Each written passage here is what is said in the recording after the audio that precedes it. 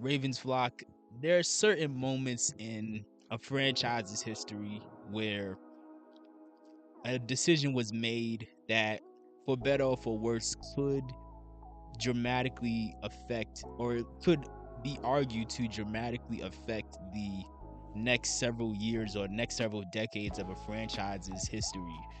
I think one example some people may possibly use is like with the Cowboys when Jimmy Johnson and the Cowboys went their separate ways. You could argue that pretty much since that happened, the Cowboys have really never been the same. Now, it's obviously way more complicated than that, but some people may look at that and say, "Hey, that was the beginning of the end," or that was a moment where a major mistake was made, right? When it comes to the Baltimore Ravens, seeing what just happened in week 1, which I'm sure many of us are still frustrated about, it brought me back to something that happened about a year or two ago now that still sticks with me, which is us letting Mike McDonald walk out the door and go to Seattle.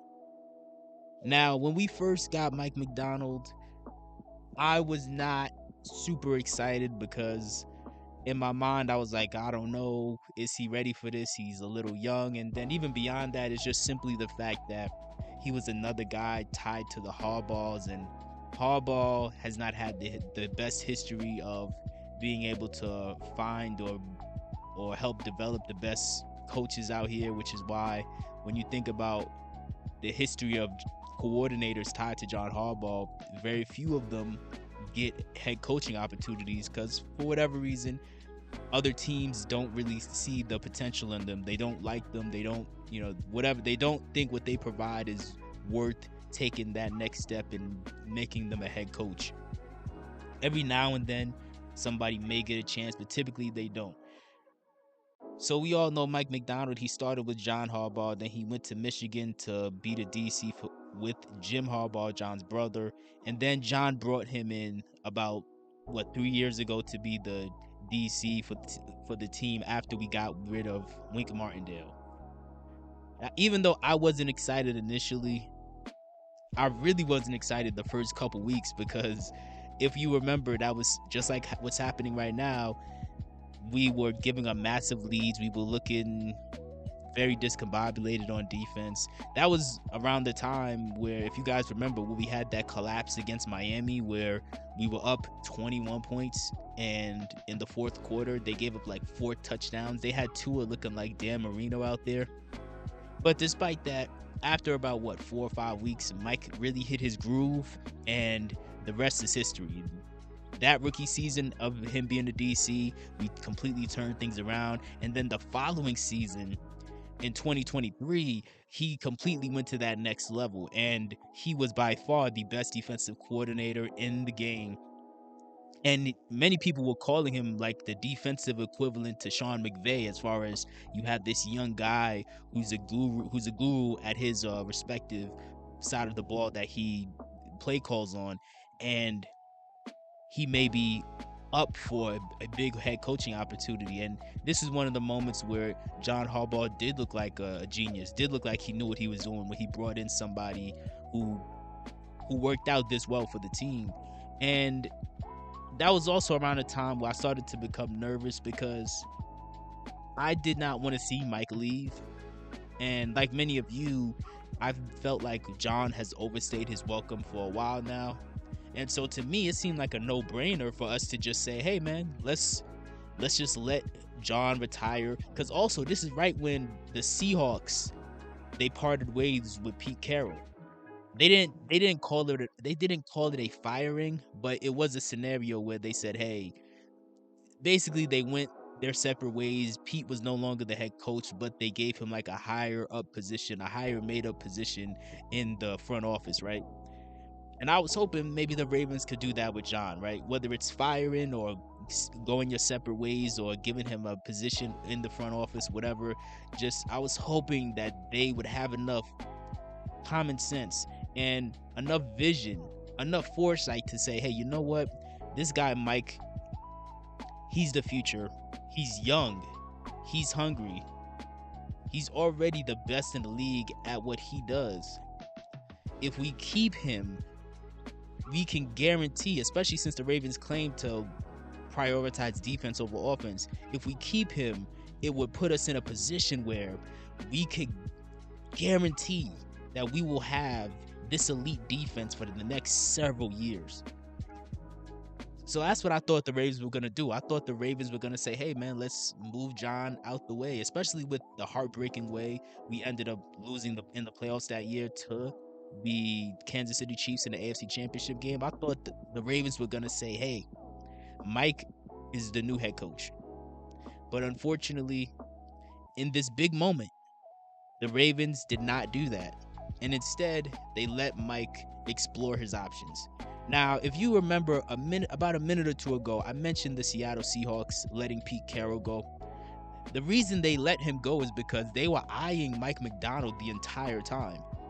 And they reached out to Mike McDonald. And as soon as we lost to the Chiefs in the AFC Championship game, Mike flew to Seattle, sat down with them, and the rest is history. He's been their head coach ever since, right? This is like his second season as their head coach.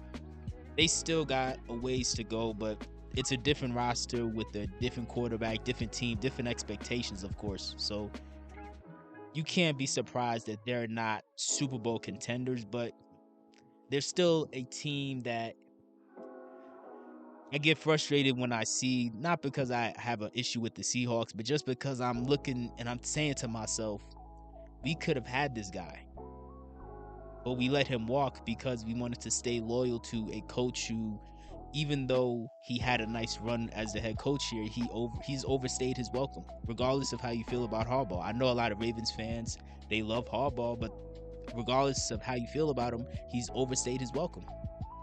And we let Mike walk out the door. That could have been a perfect transition.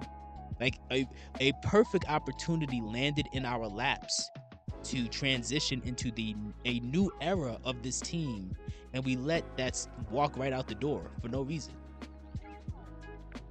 Mike McDonald is younger, whereas, and that's another thing, Mike McDonald is only like in his mid to late 30s, so you can guarantee that he's trying to coach for the next 10, 20, 30 years. Whereas in the case of Harbaugh, even though they keep giving him extensions, the fact of the matter is Harbaugh could retire at any moment because he is in his like early to mid 60s.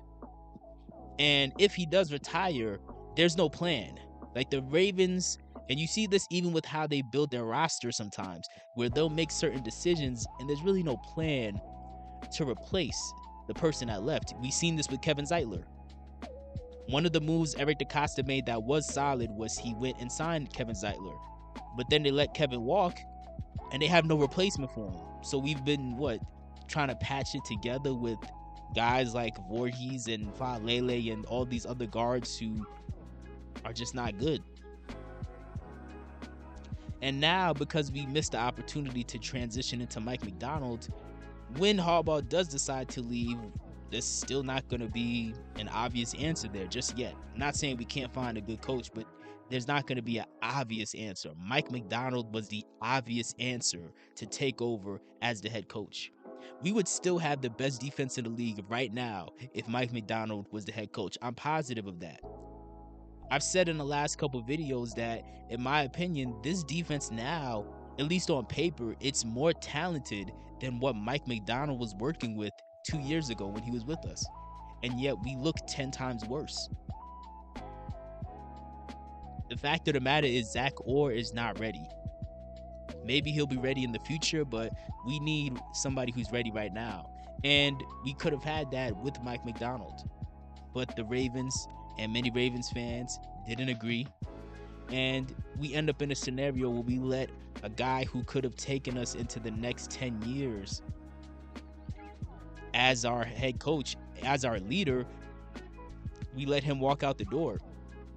And it's frustrating because it was much better to have a guy who's younger, more hungry, and has a new message and mentality. It's better to let him take over, especially when clearly, when you see what happened against the Bills a few days ago, clearly we still are a team that hasn't learned any lessons.